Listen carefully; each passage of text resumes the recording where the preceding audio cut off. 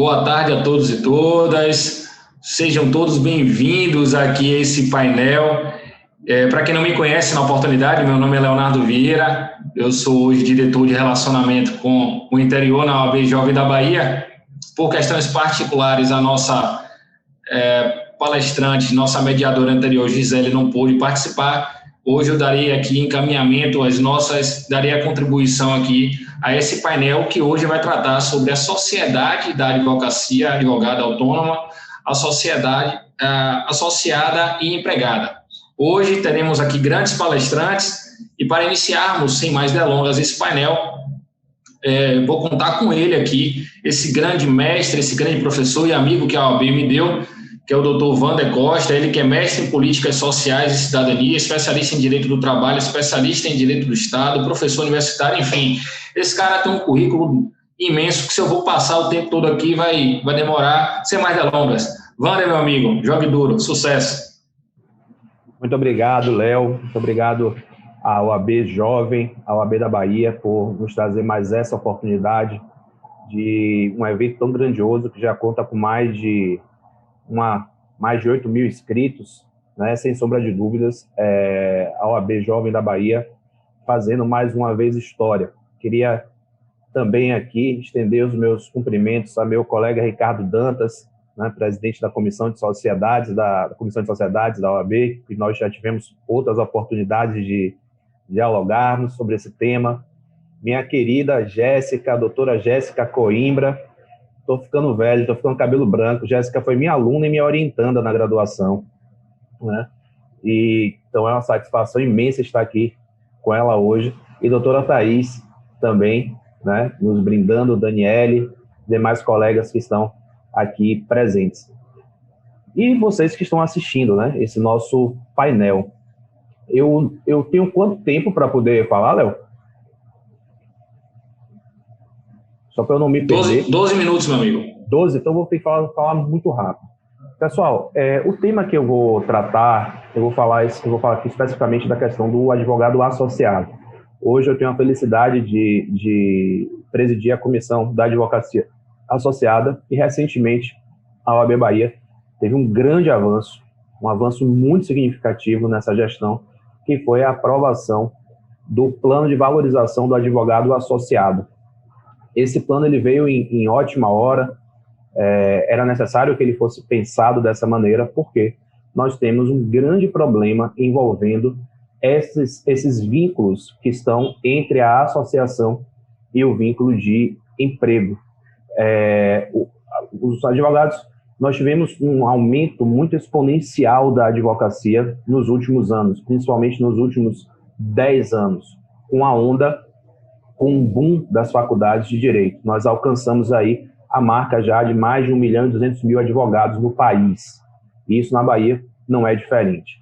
Quem é estudioso das relações do trabalho sabe que existe o aumento, quanto mais o aumento da oferta, né, quando desbalanceia essa relação da oferta e da procura, a tendência é que exista uma precarização das relações de trabalho.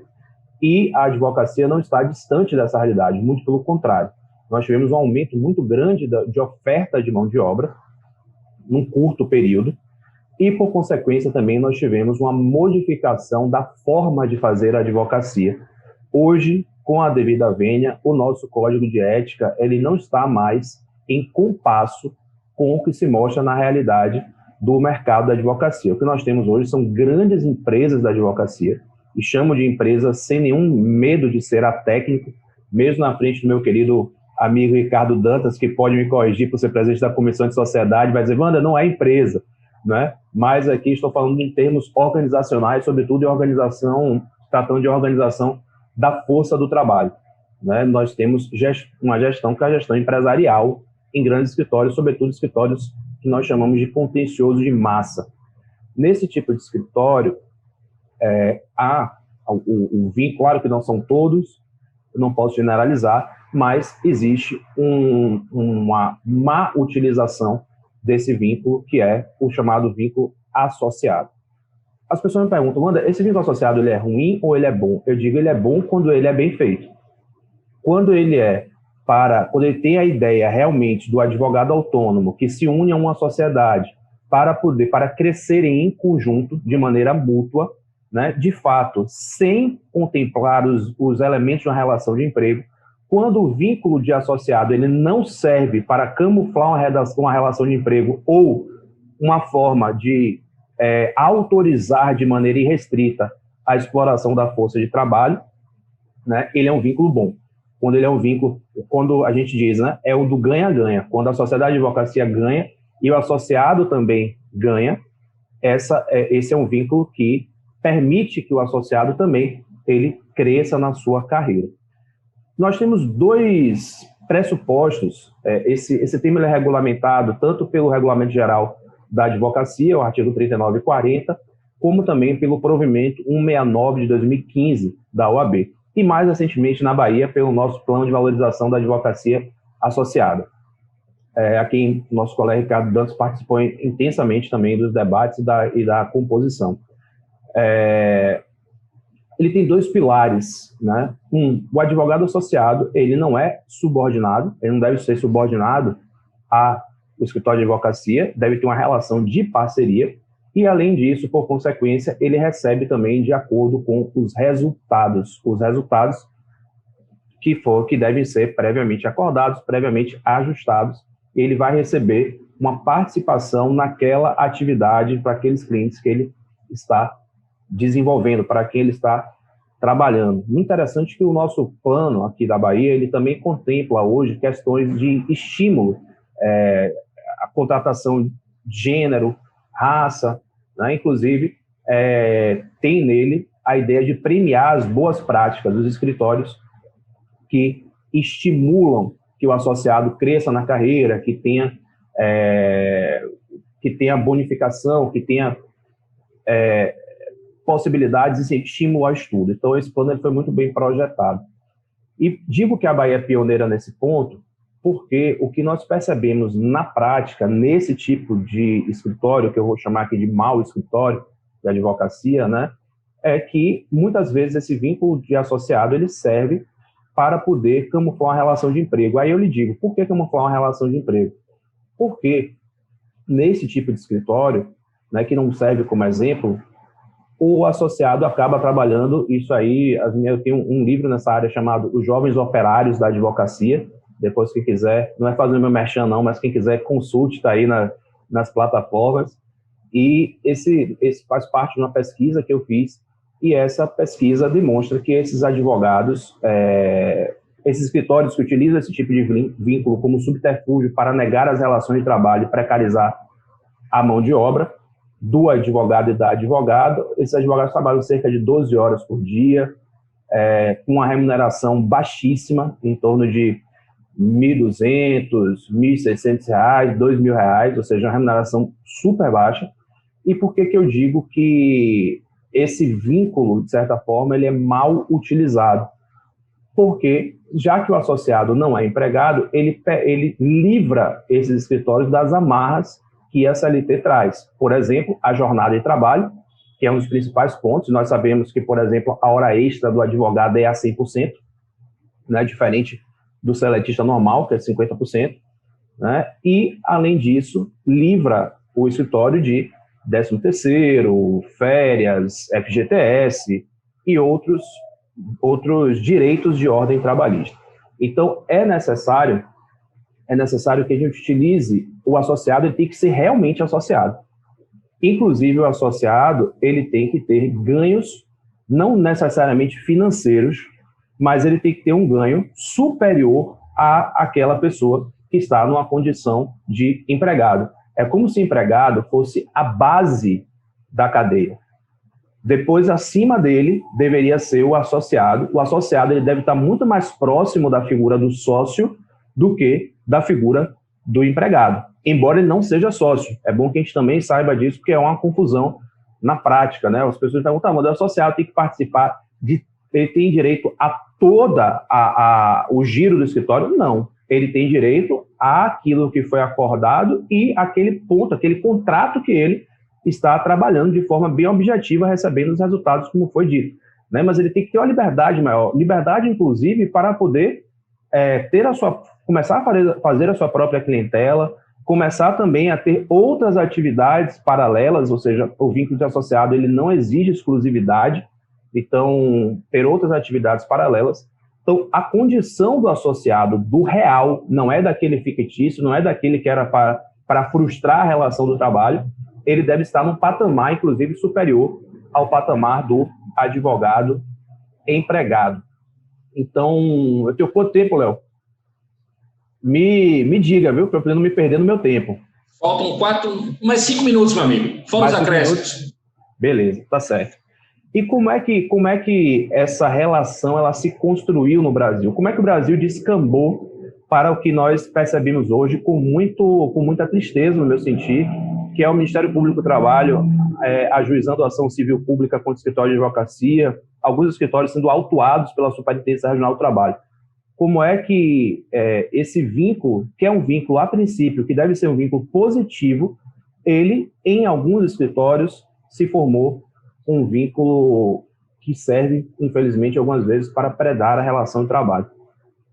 Como eu disse, essa grande expansão do quantitativo de advogados, mas, além disso, esse formato de escritório, que é o contencioso de massa, que para ele sobreviver, ele tem que cobrar um preço do seu serviço muito baixo. Por quê?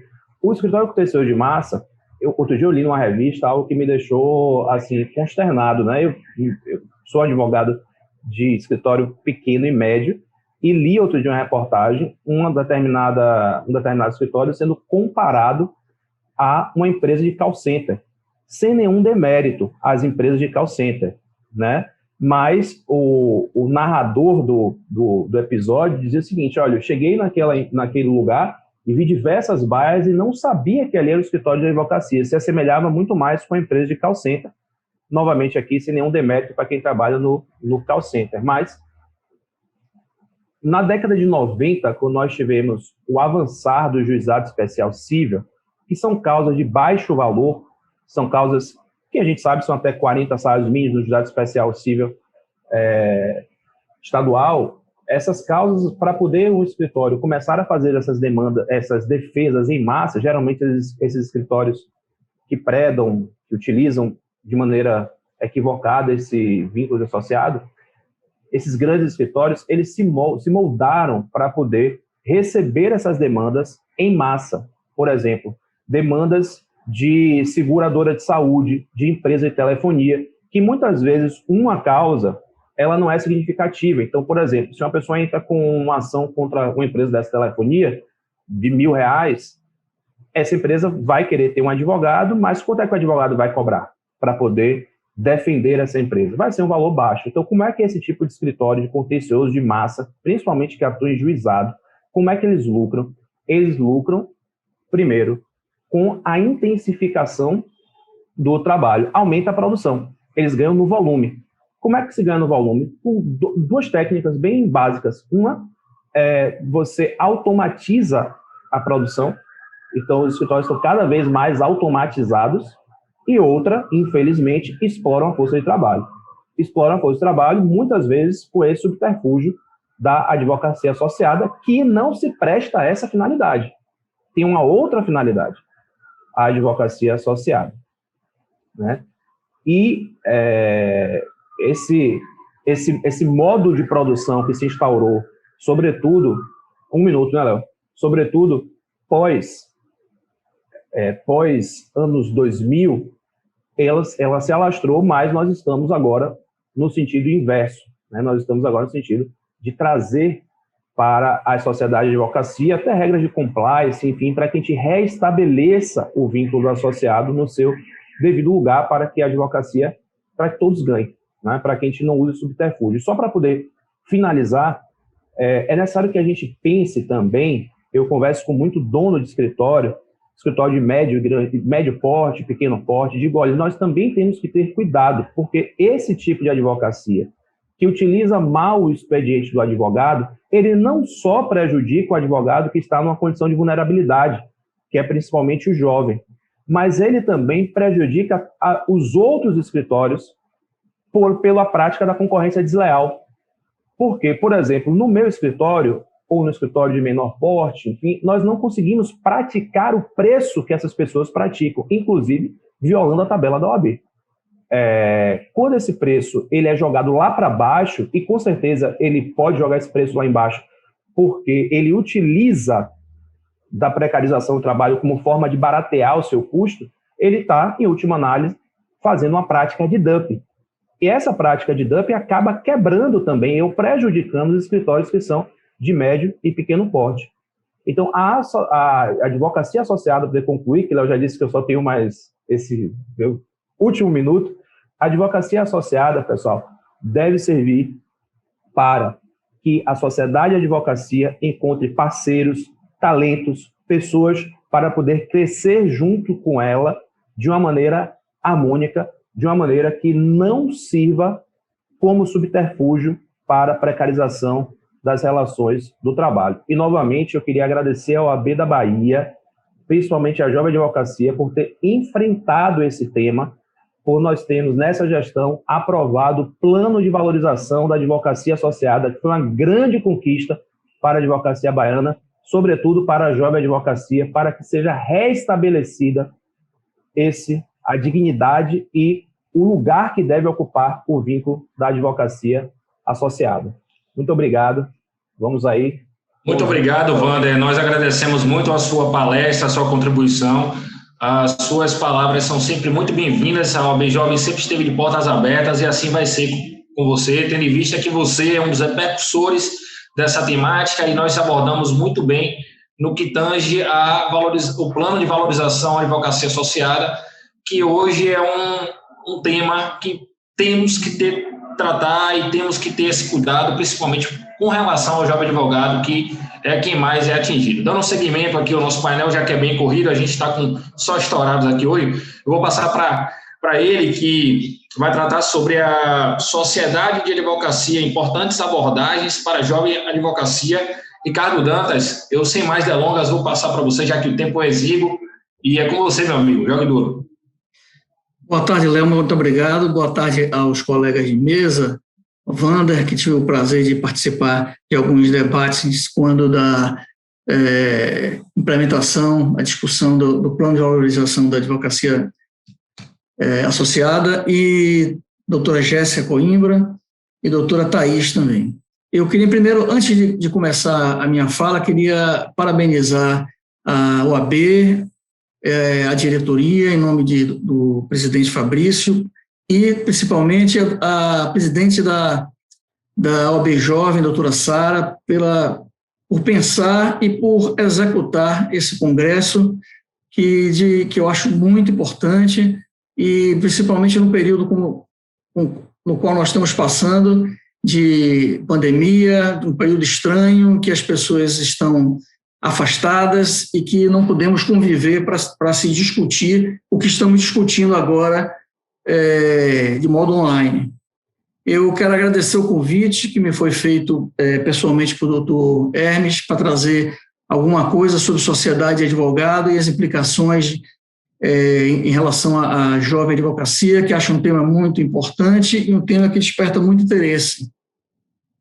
Acho assim, que é de uma sensibilidade muito grande, e trazer nesse momento, se fazer um congresso para se discutir o tema da jovem advocacia, num momento como nós estamos, sensibilidade e coragem, principalmente, porque é um momento que nós estamos passando, que já passa, aliás, já passa de ano, estamos quase ano e meio nesse problema que está por aí, e é um momento de se pensar um pouco sobre a vida, sobre a carreira, sobre a nossa profissão e, por que não, sobre a jovem advocacia, as dificuldades que a jovem advocacia enfrenta e potencializada pelo momento que nós estamos atravessando. Eu acho de como eu falei, de uma sensibilidade muito grande, e nesse momento trazer um congresso como esse, em que 3 dias foram trocadas ideias, refletimos muito sobre temas variáveis. Eu pude participar da abertura e também assistir a alguns painéis, não consegui assistir todos, achei muito interessante as palestras, fiquei feliz com o resultado que está tendo, viu? Então, por isso que ratifico os parabéns a comissão que organizou, em especial a doutora Sara, a jovem advogada doutora Sara. Bom, quando eu recebi o convite para falar um pouco sobre sociedade de advogados, eu pensei um pouco o que é que seria interessante no tempo que nós temos e sobre o tema que refere-se à jovem advocacia. Eu pensei, se eu trouxer algum tema específico, talvez eu não consiga, no tempo que temos, nos minutos que nós temos, me debruçar e tecer comentários específicos sobre o assunto. Aí pensei um pouco mais sobre isso e resolvi decidir falar um pouco sobre a comissão, demonstrar um pouco a jovem advocacia, que às vezes desconhece o que nós temos, qual o papel que a comissão tem, e que é um instrumento que se pode servir bastante a jovem advocacia de apoio, de auxílio nos primeiros passos que esses nossos colegas estão dando na profissão. Então, com base nesse meu pensamento, eu preparei aqui um pouco a fala para mostrar o que a jovem advocacia tem à disposição na nossa comissão de sociedade de advogados. Então, em primeiro lugar, eu queria compartilhar aqui uma tela e demonstrar qual a competência me desculpe que eu estou me batendo aqui um pouco vamos lá. A competência da sociedade advogada está estabelecida no artigo 159 do regimento interno da OAB Bahia. E que está lá, e que lá diz que compete a Comissão de Sociedade de Advogados a propor a adoção de medidas necessárias ao aprimoramento das atividades das sociedades de advogados e a melhoria dos resultados pelas mesmas oferidas, identificando invasões ao campo profissional das referidas sociedades por categorias ou profissionais não habilitados. B. Estudar e dar parecer sobre pedidos de registro de sociedade de advogados, bem como de averbação das respectivas alterações ou cancelamento, funcionando aí como funcionaria para as demais empresas e sociedades a junta comercial. C. Promover estudos, organizar seminários, elaborar trabalhos e pareceres sobre toda e qualquer matéria relativa à organização e funcionamento e à defesa dos interesses da sociedade de advogados. Letra D, cooperar e promover intercâmbios com outras organizações ou grupos de trabalho congêneres ou afins. E, promover reuniões periódicas com os integrantes da sociedade de advogados ou seus representantes legais, objetivando a identificação de questões que estejam a reclamar providências, bem como a viabilizar a divulgação e o intercâmbio de informações, experiências e interesse comum.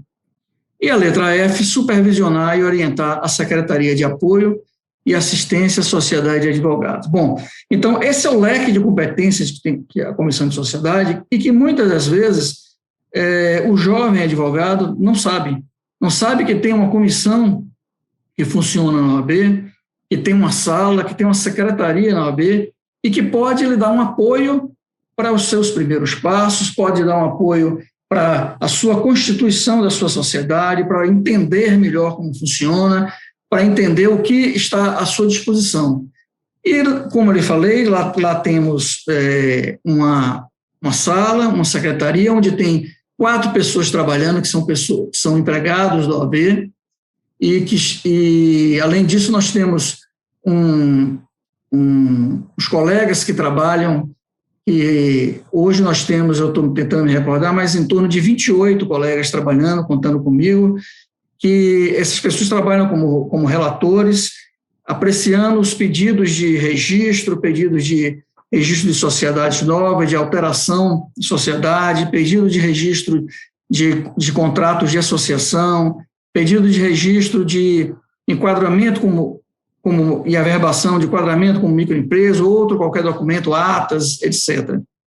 Então, esse é o aparato que está à disposição do advogado e que eu preciso passar para...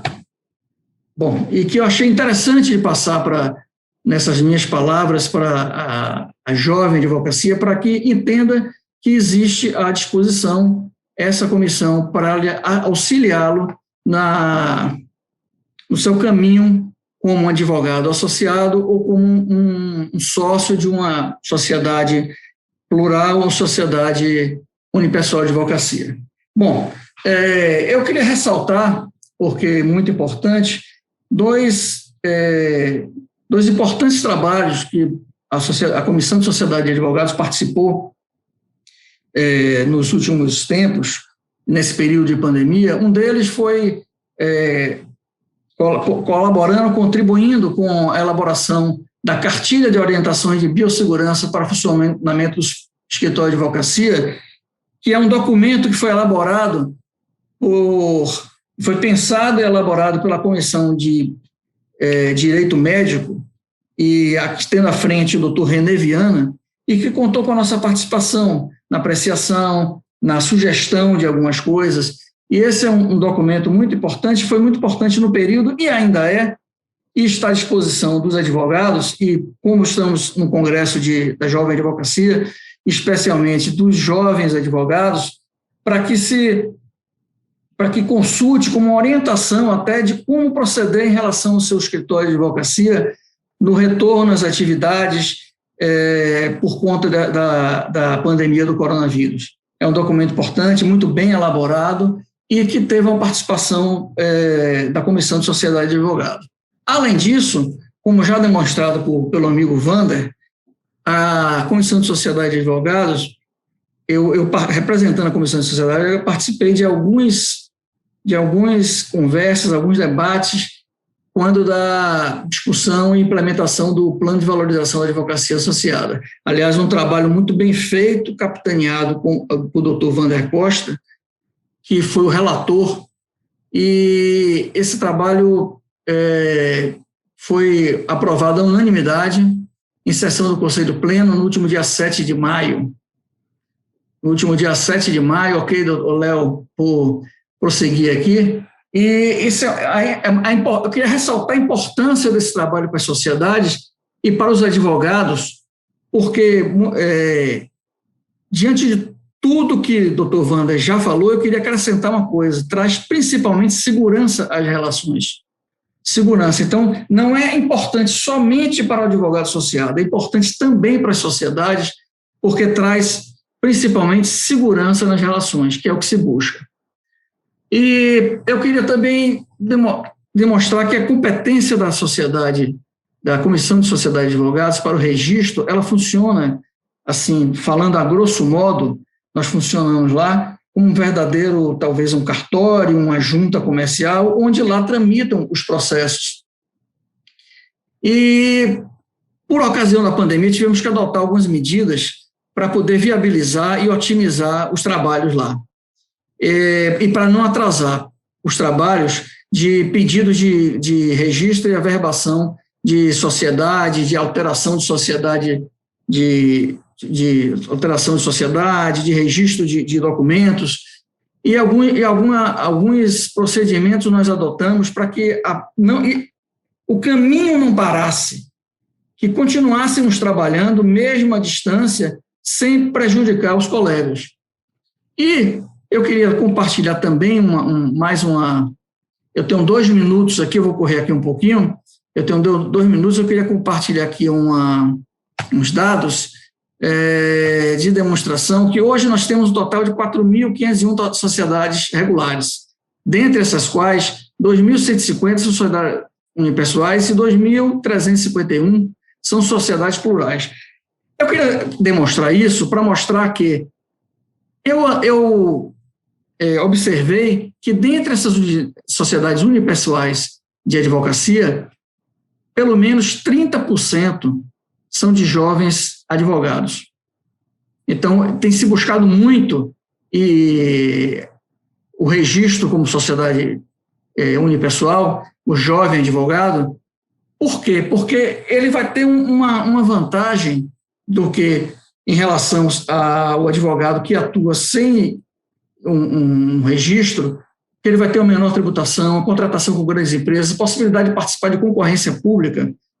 E, ao lado disso, eu demonstro também que, no ano de 2020, haviam 1.061 associações em vigor, e hoje tem 1.021, ou seja, não houve muita alteração. Tem 1 minuto para concluir. Não houve muita alteração nesse quadro, e posso lhe assegurar que essas associações, na sua grande maioria, são compostas por jovens advogados. E no momento em que, se nós implementamos um plano de valorização da advocacia associada, acredito que esse número crescerá mais ainda, e muitos advogados e jovens advogados sairão daquela condição de sem um registro, quer seja como associado, quer seja como sociedade unipessoal, para figurar como sócios ou figurar como associados, que lhe traz uma grande vantagem. Para encerrar, porque o doutor Léo já está me pedindo aqui, já está demonstrando que meu tempo já se esvaiu, eu queria apenas finalizar informando que a Comissão de Sociedade de Advogados está à disposição do jovem advocacia para discutir temas da sua competência inerentes a essa parcela de colegas, assim também para como receber o jovem advogado e orientá-lo para melhor decidir sobre seus caminhos contra a constituição da sociedade de advogados, contra a constituição das associações, e estamos à disposição. Por fim, agradeço mais uma vez o tempo que me disponibilizaram e estamos à disposição. Obrigado, Ricardo Dantas, esse grande mestre, ele que sempre quando a OAB Jovem presta, então, um convite, ele nunca titubeou e sempre se fez presente nos congressos, nos seminários, nos eventos que a OAB procura realizar, Ricardo. É um prazer e satisfação ter você aqui no nosso time, ter você conosco, principalmente porque trata-se de um tema em que cada vez mais a gente vê a jovem advocacia inserida, que é justamente essa questão da advocacia associada. A gente sabe que o tempo é exíguo, mas a gente vê também que grandes palestrantes como o Wander Costa, que já domina essa área, pôde pontuar algumas questões que a advocacia jovem que está assistindo esse painel, com certeza vai sair daqui com outro olhar. Você também fez grandes considerações importantes aí a respeito também da comissão, e o jovem advogado eu tenho certeza que já vai sair daqui com outro olhar. É claro que, por conta do tempo, eu sei que vocês poderiam fazer aqui grandes palestras aqui de 30 a 40 minutos, mas essa mesa, como sempre na OAB Jovem, que a OAB sempre buscou a paridade, essa mesa que está bem representada aqui pela sua paridade, contando com 2 homens e 2 mulheres, agora vai contar com a voz dessas 2 ilustres mulheres, e essa aqui que eu tenho a honra de vos apresentar agora, doutora Jéssica Coimbra, ela que faz parte junto comigo da OAB Jovem, e a gente veio crescendo junto. Ela vai falar sobre a advogada aceite sua jornada de associada à atuação autônoma, não é isso? Advogada aceite sua jornada de associada à atuação autônoma, ela que é advogada trabalhista, consultora jurídica de pequenas empresas, palestrante, produtora de redes sociais. Doutora Jéssica Coimbra, muito bem-vinda, fique à vontade, a palavra é sua. Obrigada, Léo. É sempre um prazer dividir aqui a tribuna com você. Estou morrendo de saudade, essa pandemia nos afastou, mas nos juntou de forma online. Muito obrigada. É uma honra para mim ter aceitado esse convite. Faço meus cumprimentos aqui a Sarinha e a Hermes, ao pessoal também da OAB Jovem, que fez todo esse convite.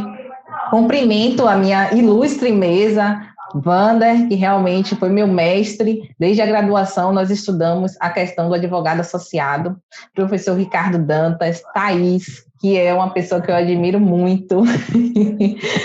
E, assim, quando eu decidi falar sobre esse tema, eu pensei em nós, jovens advogados, que estamos começando no mercado de trabalho.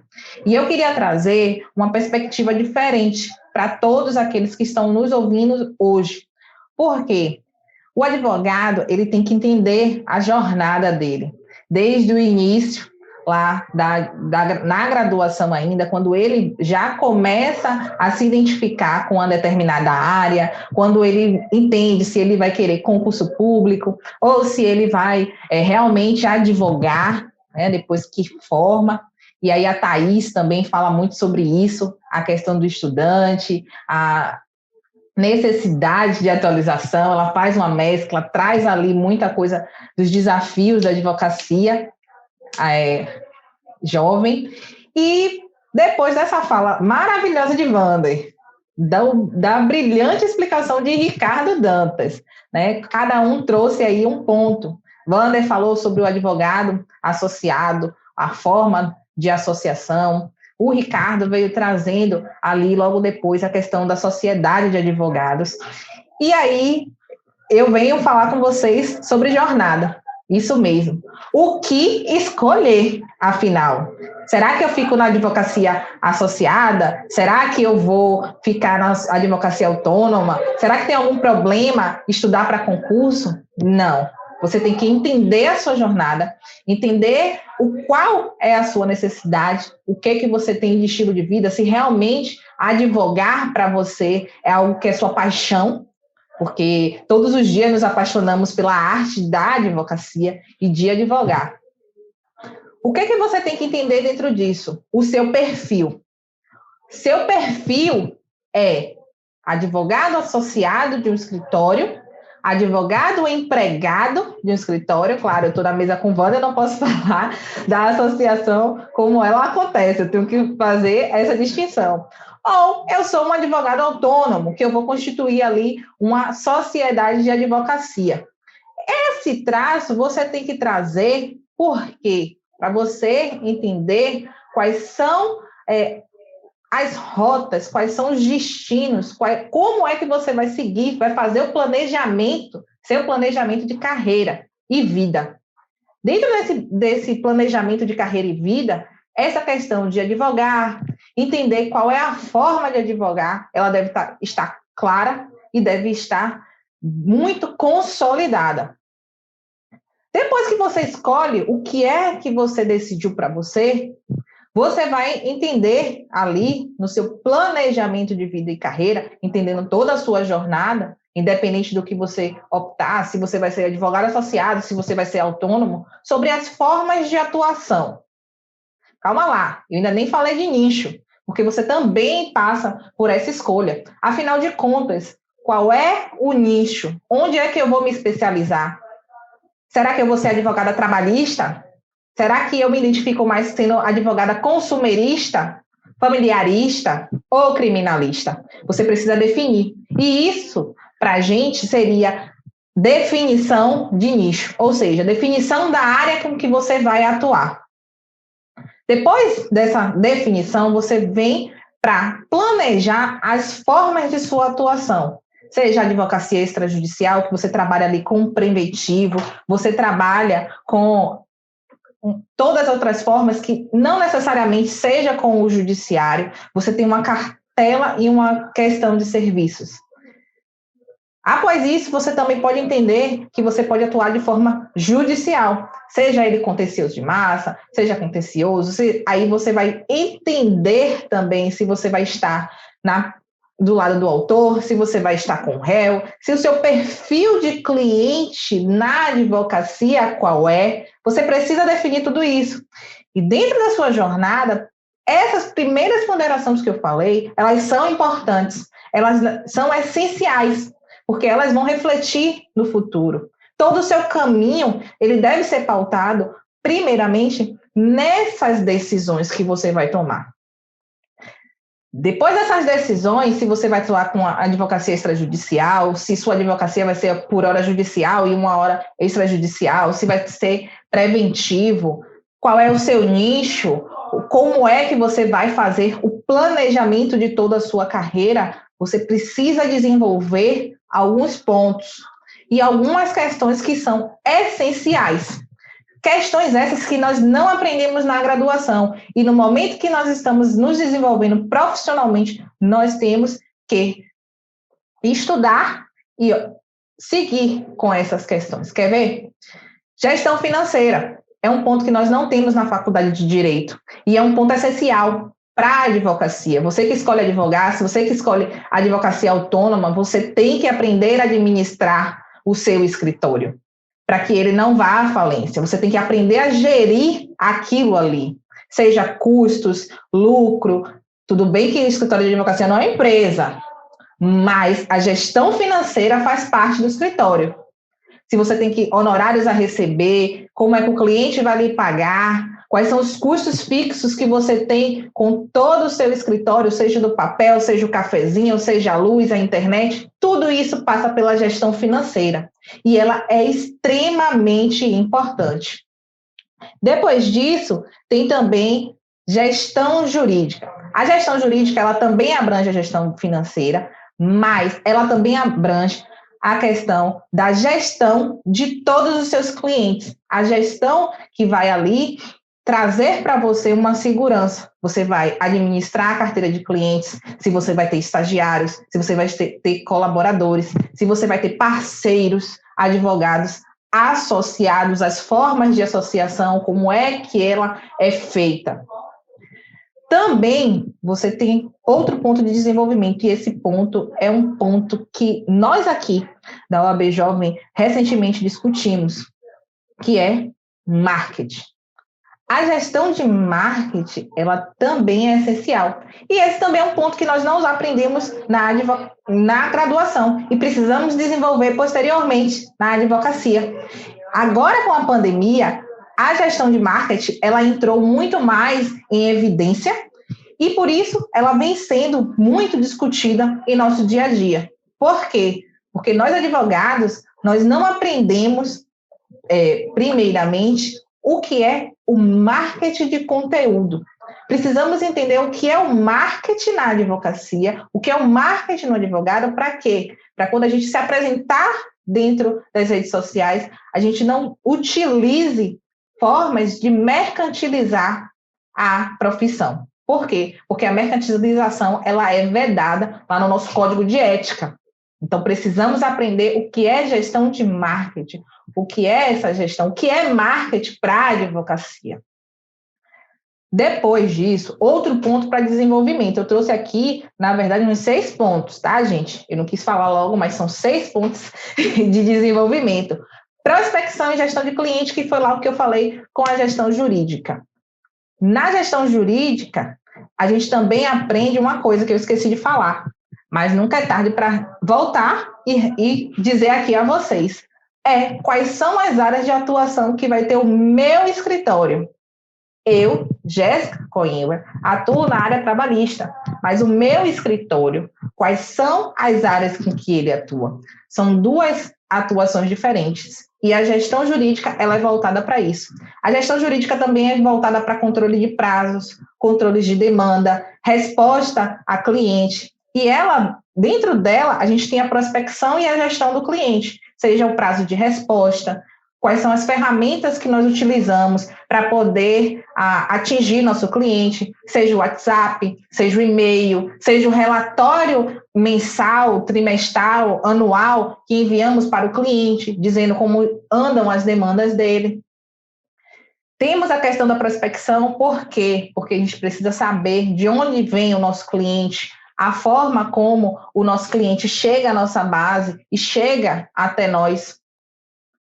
E o outro ponto que eu já falei aqui é o nicho de atuação. O nicho de atuação, como é que você escolhe? Outras colegas já falaram muito bem disso hoje e falam muito bem nas suas redes sociais. E se eu fosse falar só sobre esse tema, levaria aqui meus 15 minutos todos. Mas comece pela afinidade. Esse é o ponto relevante. Nicho de atuação a gente escolhe com afinidade e paixão pela área. Elaboração de contratos, ele também é um ponto a ser desenvolvido. Por quê? Apesar de nós termos a matéria contratos na faculdade, essa matéria é uma matéria teórica, ela não é uma matéria prática. Então, precisamos desenvolver a elaboração de contratos. Para quê? Elaboração dos nossos próprios contratos de honorários advocatícios, porque a gente não usa um mesmo contrato para todas as demandas. Então, cada contrato ele é voltado para cada tipo de demanda, para cada tipo de cliente. Precisamos também verificar a questão de revisão de contratos de cliente. Como é que eu vou revisar um contrato de trabalho se eu ainda não desenvolvi a questão da elaboração de um contrato de trabalho do zero? São pontos chaves. Vou trazer um bônus nesse ponto de desenvolvimento, tá? Que é a precificação. Também temos que saber precificar nossos honorários para que a gente possa fazer um planejamento e uma jornada razoável e eficaz dentro daquilo que nós sempre planejamos, tá bom? E, inclusive, com relação ao tema de precificação, muito cuidado para você não estar aviltando os honorários advocatícios, tá? Por fim, como eu só tenho ainda mais uns minutinhos restantes, eu quero falar sobre os maiores desafios da jornada. Depois de ter passado por tudo isso que eu falei, precisamos entender quais são as dificuldades que nós, advogados jovens, temos, né, na nossa atuação pessoal. Precisamos buscar ajuda para aprimorar, precisamos buscar mestres como o Ricardo, como o Wander, colegas como o Thaís, o Léo, a Sarinha, o Hermes. Para quê? Para que as nossas dificuldades, elas sejam trabalhadas, elas sejam aprimoradas e se tornem um plus, tá certo? Sempre temos que buscar conhecimento. Por quê? Veio a pandemia, vou citar a área trabalhista, várias MPs, várias mudanças legislativas. Quem não acompanhou não estava devidamente atualizado. Então, por isso, é importante sempre buscar conhecimento. Construir com solidez a profissão, planejando a carreira da melhor forma possível, de uma forma sólida, entendendo que a jornada ela é construída passo a passo, que o tempo do outro não é o nosso tempo e que as oportunidades estão aí e temos que aproveitá-las. Temos que começar e não desistir, entender o nosso caminho, que o nosso caminho é único e que a nossa jornada, ela traz resultados, sim. Muito obrigada a todos. Obrigado, Jéssica. Jéssica fez uma passagem no tempo necessária e isso, Wander, só para você entender, adentrou a minha cabeça aqui, porque quando eu comecei assim que eu fui aprovado na OAB, Sara, eu tinha a ideia de concurso público, né? E assim que eu peguei a carteira, Hermes e Sara estavam fazendo a entrega, ela disse, epa, vem cá você, me puxou, me levou ao Conselho Jovem, e aí eu comecei realmente a minha carreira da advocacia. Então, Jéssica, a sua abordagem com relação a essa escolha inicial e depois o nicho, e os nichos dos nichos, e as especializações, ela foi fundamental, passando um pouco também sobre essa questão da gerência do escritório. Eu tenho certeza que quem acompanhou aqui nesse painel já aproveitou e cresceu muito. É pena que o tempo é um pouco exíguo e apertado, e só para vocês entenderem, pessoal, eles têm muito conteúdo para entregar para vocês, só que eu tenho que ficar aqui controlando eles, senão eles vão levar aqui até mais tarde, e eu sei que eles ficam tirando minha cabeça aqui, porque eles querem falar mais, mas eu tenho que ficar fazendo esse controle aqui. Muito obrigado, Jéssica, mais uma vez, é sempre bom entregar com você e ouvir suas palavras. Eu vou passar a palavra para ela já finalizando. Doutora Thaís Beldel, ela que é advogada criminalista, graduada pela Faculdade de Direito da Universidade Federal da Bahia, pós-graduanda em Direito e Processo Penal. Doutora Thaís Beldel, com você a palavra é sua para fazer esse desfecho final.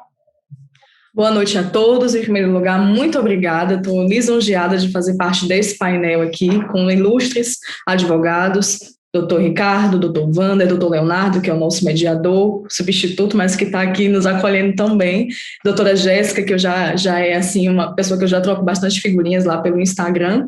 Estou em BH, não estou em Salvador, mas assim, eu amo a minha cidade, me emociono só de falar da Bahia e quero aqui agradecer a oportunidade, reconhecer mais uma vez um evento brilhante organizado pela Jovem Advocacia da Bahia, que sim, se você é de outra cidade que está nos assistindo aqui também, parabenizo a você que está aqui nos assistindo, aos 8 mil inscritos, vocês que se comprometerem em participar desse evento, um evento longo, com diversos painéis, e é um evento extremamente democrático. Aqui quero também prestigiar a organização do evento, porque nós temos, vejamos, neste painel aqui, orientanda e orientador, né? Numa mesma sala em que a Jovem Advocacia tem a oportunidade de falar. A Jéssica representa um mundo de jovens advogados, eu represento um mundo de outros jovens advogados, o Leonardo, não sei se é jovem advogado também, né?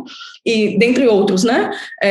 E os mestres que estão aqui junto conosco, né? Dialogando temas semelhantes. A Jéssica me fez um grande favor, porque fez uma transição aqui na linha do tempo, falou um pouquinho da jornada, né, dessa transição da advocacia autônoma para a advocacia, da advocacia associada para a advocacia autônoma, que é o meu lugar de fala hoje. Hoje eu vou falar um pouquinho sobre os pilares de uma advocacia autônoma iniciante.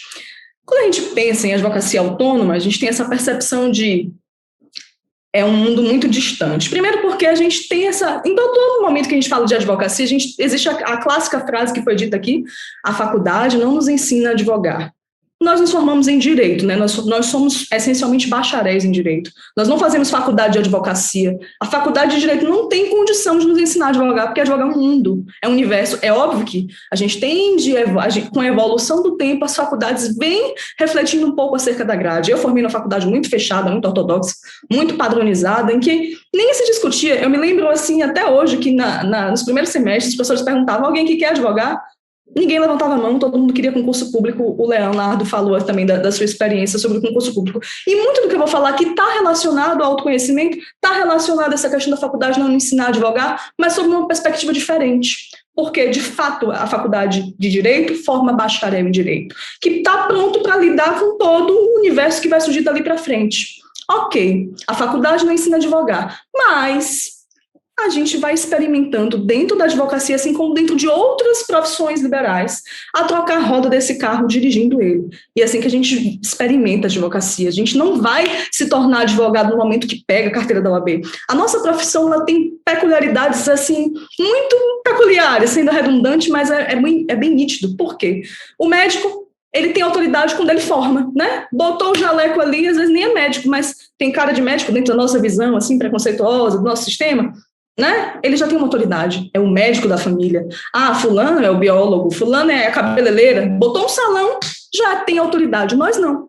Eu posso botar um escritório, mas a percepção de autoridade não surge do nada. Então, nós passamos por um longo processo que é diferente daquele que estuda para concurso. Estudou para concurso, passou anos estudando para concurso, digamos que Leonardo tivesse ido para um outro caminho, ele fosse lá aprovado no IP, passou, homologou lá a aprovação dele, saiu no Diário Oficial, ele é promotor de justiça. Na advocacia não é bem assim que as coisas funcionam, não é o número da nossa ordem que faz a gente ser mais ou menos advogado. E eu me lembro na faculdade, eu demorei um pouco para me inscrever na OAB, né? Eu trabalho com outras coisas também, além da advocacia, que eu também quero trazer um pouco sobre isso na minha fala, se couber eu trazer. Mas eu me lembro que muitos colegas meus, eles tinham muita ansiedade pelo número da advocacia deles, porque eles iam fazer concurso e eles precisavam, na percepção deles, acelerar esse processo para poder assinar várias outras ações. Olha que coisa errada, né? Já quer começar no mundo do concurso sem efetivamente exercer os 3 anos de advocacia, só tendo um número de inscrição na OAB para poder estar lá. Muitos faziam isso, muitos fazem até hoje, né? Porque acham que assim, tendo um número de OAB mais antigo, terão uma autoridade maior. Olha que coisa, que não tem nada a ver. Porque essa percepção de autoridade não está no papel. A nossa profissão é um pouquinho diferente, porque a nossa profissão está muito relacionada a algo que é o quê? O poder intelectual. O poder intelectual não se mede em gramas. Por que a gente tem tanta dificuldade de elevar a percepção de valor do nosso trabalho dentro da nossa sociedade, principalmente num país como o Brasil, que a educação é desvalorizada? Principalmente num país como o Brasil, que uma pessoa pobre como eu, que vem de origem humilde, que fica estudando aí no quarto, é vista como maluca, é vista como alguém que não é normal, porque o normal é você viver a vida sem se dedicar ao estudo, porque estudo não é valorizado. Não é. Por que uma pessoa paga, às vezes, R$200 numa unha, uma pessoa de classe média ou classe baixa, paga R$100 numa unha, mas não paga numa consultoria jurídica com advogado, porque ela não tem percepção de valor sobre isso? E nós temos esse desafio. Pegando o gancho do final da fala da Jéssica, a gente vai enfrentar diversos desafios nesse processo de iniciação da advocacia autônoma. E um deles está muito relacionado ao nosso posicionamento. No direito, a gente aprende que o direito é dividido entre fato, valor e norma, né? Teoria tridimensional do direito. Isso é uma coisa que a gente aprende lá no primeiro semestre, em Teoria Geral do Direito. TGP. Teoria Geral do Direito? É. Depende da cadeira da faculdade, mas eu aprendi, acho que foi no primeiro semestre. Miguel Reale desenvolve muito bem sobre isso, mas não é sobre isso que eu vou falar. Na minha percepção, existem 3 elementos principais que consolidam o início da advocacia autônoma. E isso serve para outras áreas, mas assim, eu gosto de dividir nesses 3 pontos. A mentalidade, o posicionamento e a ação direcionada. Em primeiro lugar, Não adianta aqui eu falar para vocês, façam isso, façam aquilo, eu acho que assim é melhor, aqui é pior, porque se você não tiver uma mentalidade bem organizada, não vai dar muito certo. E é por isso que muita gente se perde no caminho. A Jéssica falou uma coisa que me tocou, ela disse assim, a gente se apaixona todos os dias pela advocacia. Se apaixona, mas também tem muito raiva, porque quando a gente tem a paixão, tem a raiva, a gente vive em um dia a gente vive o alto e o baixo. É uma profissão dinâmica demais. Daí porque não é para todo mundo. Daí porque não dá para advogar porque não passou no concurso. Não dá para ser advogado autônomo porque não deu certo entrar no escritório da pessoa que você queria. Não dá para estar dentro desse nicho aqui, desse segmento, de forma antiprofissional. Não dá, porque a advocacia separa, sim, quem está comprometido com ela e quem não está. Aí muitos vão dizer mais, o mercado tem muitos advogados? Sim, temos muitos. Mas poucos são essencialmente advogados, porque nós não nos tornamos advogados quando nos inscrevemos na ordem, quando entramos em um grupo, quando nos inscrevemos em um evento, nós nos tornamos advogados quando transformamos a realidade do outro. Quando percebemos o índice de transformação social que temos carregados em nossas mãos, nós temos o conhecimento da lei. As pessoas nos veem de forma diferente, sim. Mas muitos de nós temos essa coisa de, eu não vou aqui dizer que eu sou doutor, porque senão eu vou estar me amostrando, né? É uma falsa modéstia que muitos têm, uma falsa humildade que muitos têm de se esconder enquanto autoridade, mas todos nós temos sim, porque sabemos, ou pelo menos deveríamos saber, um pouco mais do que os outros que estão lá fora. Não sabemos tudo sobre direito, não entendemos tudo de todas as leis. É por isso que, como a Jéssica falou, nós vamos nos encontrar em um nicho, em uma área de atuação. Esse é um processo que não vai acontecer do nada. Mas voltando aqui, a mentalidade é importante ser desenvolvida porque, sem ela, a gente não vai conseguir desobstruir as dificuldades do caminho, que são necessárias, como disse para vocês, na advocacia a gente vai trocar o pneu do carro dirigindo ele. As coisas não vão acontecer assim, agora Jéssica está finalmente pronta para advogar. E é por isso que muita gente trava nesse processo de transição no início da advocacia autônoma, porque acha que vai receber um carimbo da vida escrito, agora você está pronto. E não é assim que vai acontecer. E aqui convido aos mestres a recordarem como eles começaram, porque muitas vezes, muitos colegas que já têm mais de 5 anos, que não são jovens advogados, se esquecem de quando eles começaram, se esquecem dos erros, se esquecem das dificuldades e mais. Muitas vezes eles se perdem no tempo. E esse é um outro ponto que a mentalidade é importante, porque a nossa profissão se atualiza o tempo todo. Como que muitos pensam que não podem aprender nada com um jovem advogado? Quem é essa pirralha que está falando isso aqui para mim? Porque eu tenho 10 anos de advocacia. Quem é essa pirralha para estar postando sobre audiência se ela só fez 2? Ela está falando para quem não fez nenhuma. Não é para você, mas talvez você possa aprender alguma coisa com essa pirralha aqui. Não estou falando de mim não, estou dando um exemplo, porque a gente vê muito isso. Na nossa realidade, a gente vê muita essa disparidade e um distanciamento entre o jovem advogado e o advogado que já tem mais experiência, ou pelo menos deveria ter, né? Mas esse evento nos convida a recordar o passado, como o Leonardo recordou-se do início dele, e tenho certeza que os outros professores que estão aqui também recordaram-se. E por recordar que eles estão aqui, por recordar de quando eles começaram, que eles aceitaram esse convite para estarem dialogando com a jovem advocacia. Tudo bem, passando desse ponto, desenvolver uma mentalidade visionária, que é algo que eu falo muito no meu Instagram, convido vocês a me acompanharem lá, eu posto muito conteúdo voltado para a advocacia criminal, voltado para o início da advocacia, a Jéssica posta e todos os outros aqui também, acompanhem-nos, porque realmente não temos muito tempo, inclusive, Leonardo, quando eu estiver avançando, você me avisa, tá, por favor, porque eu sou conversadeira. Mas, enfim, então, trabalhando a questão da mentalidade, a gente vai conseguir entender, nossa senhora, a gente vai conseguir entender que advogar não é ter um número de processos, advogar não é só fazer a gestão processual, advogar não é só ter clientes, advogar vai muito além disso. Você não se torna um advogado bom e raiz, como muitos dizem, pelo tempo de advocacia. Porque a nossa profissão é tão dinâmica, mas tão dinâmica, e principalmente com o advento do mundo digital, com a valorização, a pandemia veio para nos escancarar essas amarras, demoraríamos anos para fazer esse evento online, com todos nós aqui.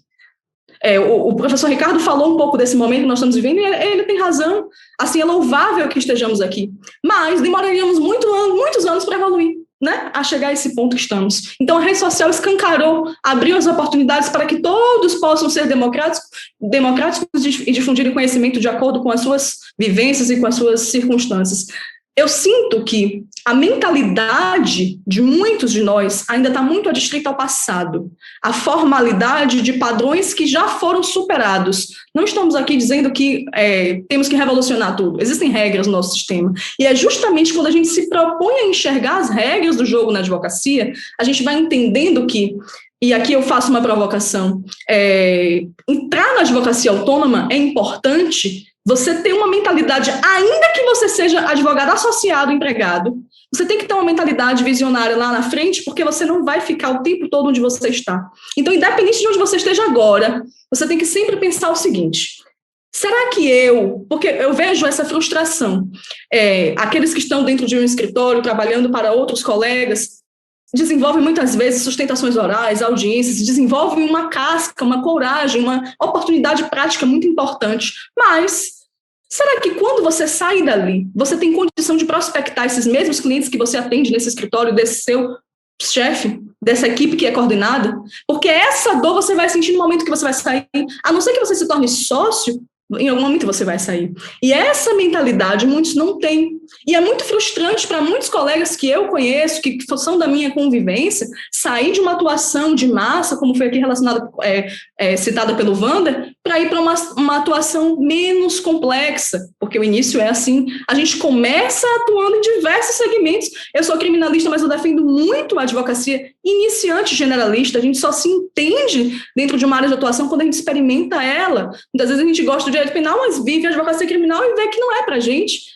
E ser ou não ser também vai muito de encontro com a mentalidade. Então, eu convido vocês, eu tenho muito para falar aqui, não tenho condição de explanar mais, mas encerrando essa lógica, é importante trabalhar mais essa percepção da visão do mercado, porque ela vai propiciar a vocês um posicionamento diferente, e com base nesse posicionamento vocês vão ter uma ação diferente. Porque quem não sabe o que está procurando nunca vai saber onde encontrar. Essa é uma frase que estava no meu caderno na 5ª série, e eu não me esqueço até hoje, porque eu ficava pensando, dizer, poxa, faz muito sentido. Quem não sabe o que está procurando nunca vai saber onde encontrar. Então, não importa onde é que você está, meu colega jovem advogado, jovem advogada, você precisa começar a refletir um pouquinho o que é que você procura.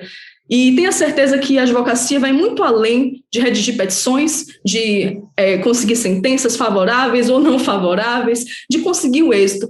A advocacia nos permite transformar realidades. Isso aqui não é uma fala piegas, não é verdade. E a gente se torna advogado efetivamente quando o outro consegue nos enxergar com essa autoridade. Então, faz esse exercício mental de observar em que ponto você pode trabalhar melhor. Se quiser conversar comigo, estou à disposição, porque eu queria mais coisas para falar, mas não tenho como. Mas estou à disposição lá no meu Instagram. E quero dizer também que todos nós temos algo a aprender uns com os outros, não importa o tempo. Se você está no dia zero, né, que não existe, mas assim, se você está ali começando, você tem muito também a ensinar a outras pessoas que vão começar amanhã. Né? A advocacia é uma profissão maravilhosa que nos permite desenvolver e se aprimorar o tempo inteiro. A gente precisa desses espaços, e aqui agradeço mais uma vez a oportunidade, a minha primeira oportunidade de falar para os meus colegas. Eu estou muito feliz, estou muito emocionada, falei até emocionada, é um meme, tá? Isso é uma linguagem jovem.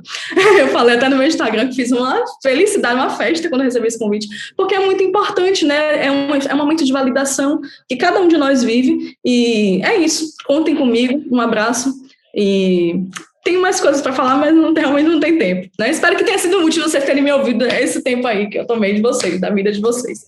Um grande abraço. Para quem não sabe aonde vai, qualquer caminho serve. Exatamente.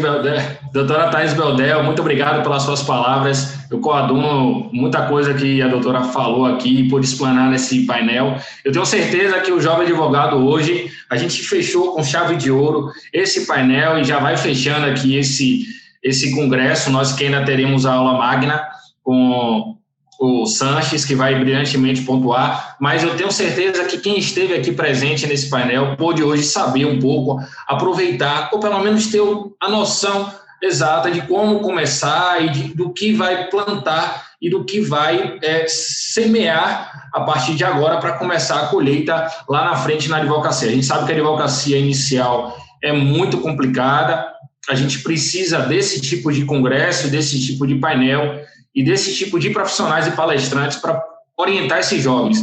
Eu já partindo aqui para um encerramento, eu, em nome da diretoria da OAB Jovem da Bahia, eu gostaria de agradecer a todos os 4 palestrantes, Wander, que é um grande amigo, já vem caminhando com a gente, doutor Ricardo também, que já palestra, já participa dos nossos eventos há muito tempo, Jéssica, que é uma querida amiga, faz parte do Conselho Consultivo hoje, doutora Thaís, que é um prazer hoje, pela primeira vez, eu estar vendo a sua apresentação, e uma apresentação brilhante, e a todos vocês, meus amigos, jovens advogados que acompanharam o nosso congresso desde a quarta-feira até hoje, nesse dia de encerramento. Muito a você, muito obrigado pela sua credibilidade, pela sua confiança, por você dar essa oportunidade para a OAB Jovem, levar até vocês grandes painéis, grandes eventos, grandes oportunidades, trazer, através dos palestrantes, a oportunidade de ensinar e orientar vocês. A vocês, muito obrigado a todos os palestrantes, muito obrigado a todos que nos acompanharam nessa sexta-feira, um horário, né, sexta-feira normalmente você já está pensando, a gente tem a mania de pensar no sextou, mas a gente teve aqui uma participação efusiva das pessoas e mesmo assim, muita gente aqui contribuindo e muita gente aqui o tempo todo assistindo vocês. Então, muito obrigado a todos vocês, eu encerro esse painel e já a nossa aula magna. Um grande abraço, um grande beijo, fique com Deus. Eu estou sem usar máscara, mas nesse momento da apresentação a gente está tendo todo o cuidado, é importante passar isso, a gente que é um porta-voz, use máscara, usem álcool e conscientização sempre para a gente passar desse momento difícil. Um grande abraço, fique com Deus e até a próxima, amigos.